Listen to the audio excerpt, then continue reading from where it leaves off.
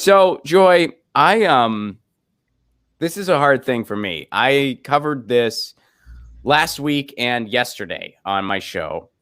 And I'm sure you're familiar with some of what's going on. There was an amendment. So they wanted to reauthorize the Patriot Act, essentially. I mean, they always title it something else, like the USA Freedom, Liberty, Red, White, and Blue, whatever. And they're reauthorizing the Patriot Act because why not? It's a great piece of legislation that nobody read. And so there was an amendment saying that if you wanted to spy on somebody's browser history, you needed a warrant. You need Liz Warren. No, you need a warrant to do that. And it was proposed by Wyden and Daines over in the Senate. And as you know, it failed by one vote. And there were a couple people in the Senate who likely would have voted the right way who weren't there. One of them being the guy behind you. Bernie was missing that day. We don't know why, but that was not cool. And I don't know why he wasn't there that day. I'm still waiting for an explanation. I would say that's the most disappointing thing Bernie's done this year, but that wouldn't be the case. Yeah, exactly. There's other disappointing things.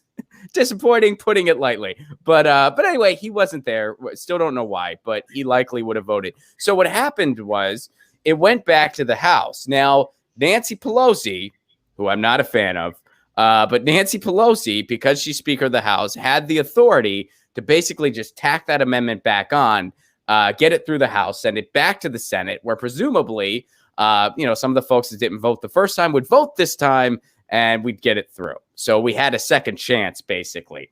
And what happened was it went back to the House.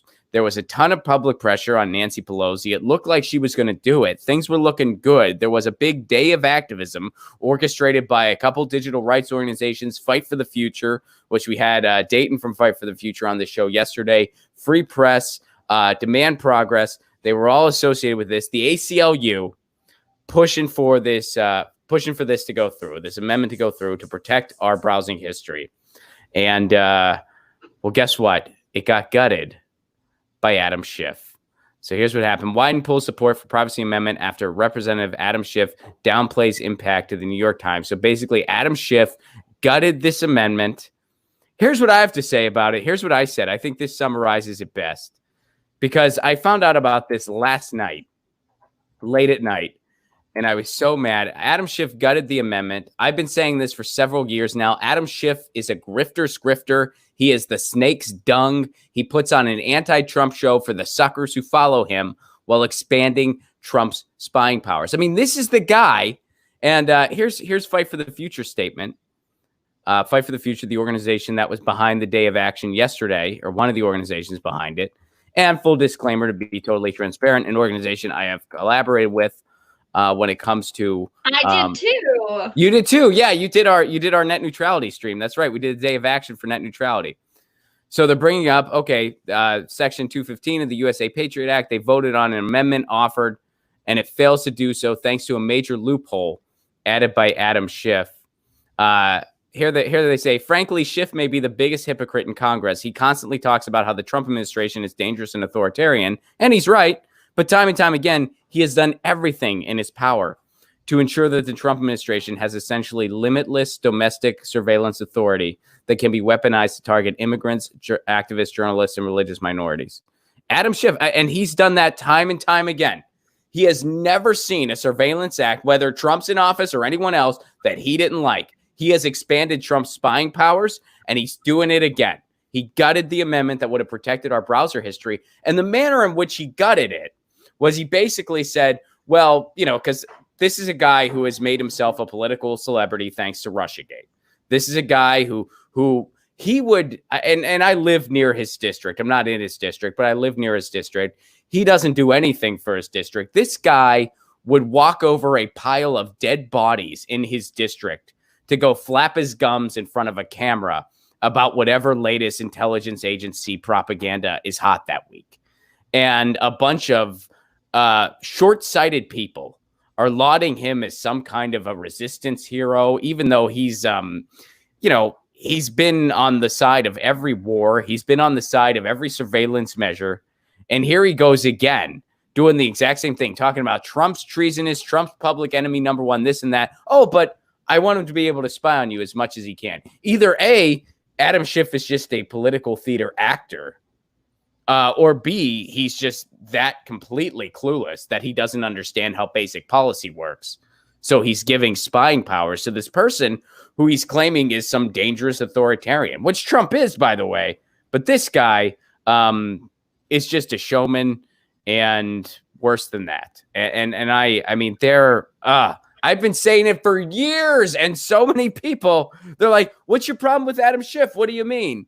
I'm like, this guy, and by the way, he has exploited people's money. He got their hopes up during the 3-year circus that was Russiagate. He got their hopes up again during the impeachment circus. And it was all just a bunch of nonsense where it's like, look, if you want to oppose Trump, I do too, but this ain't the way to do it. This is just political theater. Nothing's going to come of this. And then it didn't, but he made off like a bandit. Now he's this huge political celebrity. No one's going to be able to primary this guy. He does nothing in his district. And here he goes again. I mean, you look at his voting record. It is absolutely terrible. This guy is assisting Trump, not resisting him. It's a lie. He is a grifter's grifter. He is the snake stung, which is the snake stung is the complete opposite of the bee's knees, in case you were wondering.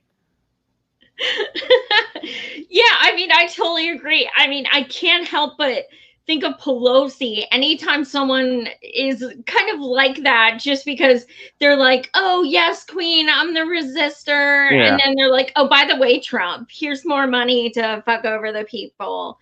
So he's kind of just like that. Yeah. Oh, absolutely. That Russiagate bullshit, impeachment bullshit. We all knew nothing was going to come of it. And yeah, he's the epitome of someone who has a D next to their name, so people like praise him regardless, even though they, you know, if they really looked at him, he is far from democratic. Oh yeah, there's nothing. Yeah, that's the other thing. You strip aside all of his like shenanigans, even like this guy's been for every war. He does nothing for his district. He doesn't do anything for low income people. Like he's and I really wanted this to work out, Joy, and I really thought we were going to get a win here. I pushed for it. I went as far as I actually sent Nancy Pelosi ice cream to try to encourage her to do the right thing. I sent her ice cream.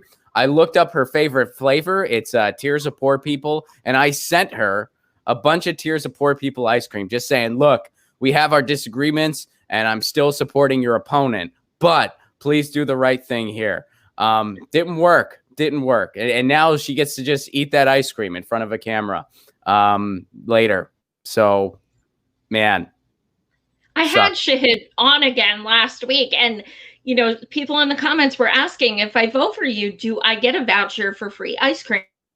And I think that's valid. It's like Vermin, you know, when he says everyone gets a pony. I feel like if Shahid wins and I feel like, hey, you have a lot of donations, let's have an ice cream party. I think that's fair. That's what they should do with the rest of it. Have an ice cream party. Yeah, but not Jenny's brand, because that is way too expensive. We can do Ben & Jerry's since they're burners and they'll hook us up. You know, it is insanely expensive. I had this ice cream before. It was a vegan ice cream, and the base was avocado, and it was actually it was delicious. It was amazing ice cream, and even that was cheaper than the ice cream Pelosi gets. Like even that was like cheaper, and I was at a party, and it was catering this party. That's the only reason I got to like eat it. But yeah, and I was like, well, I guess I could buy this every great now and again for like a super special treat. Like something good happens. I'm like, I'm going to reward myself with some of this stuff. And even that was economically priced compared to what Nancy Pelosi gets.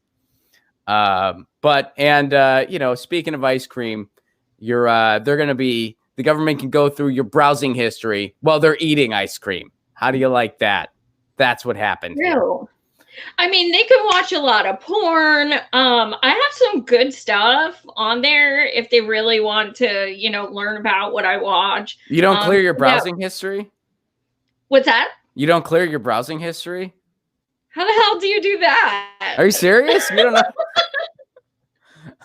I'll walk you through it. Yeah, you got to clear your browsing history. I didn't know you could do that. You can totally do that. So, I mean, if you got any good stuff you don't want to lose track of, you got to bookmark that. You got to bookmark those. And then you clear your browsing. Learn how to do that. You should clear your browsing history. What browser do you use? Google Chrome. And you've never cleared your browsing history ever? No, I'm not, tech savvy. All right. Okay, fair. Breaking news. Go look at Joey's browsing history. It's gotta be good. It's her show and porn. All right. So years of porn in your show are just hanging out there. All right. Good to know. We learned something new today. I'll walk you through clearing your browsing history. I'd appreciate that. I'll walk you through it after the show's over here. It's quite simple. You don't need to be tech savvy to do it. I swear. It's a very basic thing. I'm legally blind. That's my defense for everything. All right. All right. So you've never cleared a browsing history on any computer you've ever had. You've always just when your internet's like slow for years, you've never wondered, like, you're like, why is this happening? No, I just got a new computer. You just all right. Okay. All right. I'm going to change your life later today. I'm going to change your life because I'm going to show you, Joy, this is how you clear your browsing history. Oh my God. Right now, I can't even imagine people like just ripping me a new one. Or they think I'm an asshole. I don't know. And I'm not, I mean, we know each other. We're buddies. So we can, we can bust each other's chops. But yeah, it's Joy, I'm about to blow your mind. Turns out you don't need to buy a new computer every 3 months. There's another thing you can do. And your computer won't go slow anymore. Yes. Well, I'm excited to help. I'm excited to help. This will be good. Get your news on with Ron. Don't you want to know what's going on? We're getting our news on today. Get your news on with Ron. Don't you want to know what's going on? We're getting our news on today. Yeah. You can tweet me an article at Ron Placone. We'll go through it together and make it our own. Get your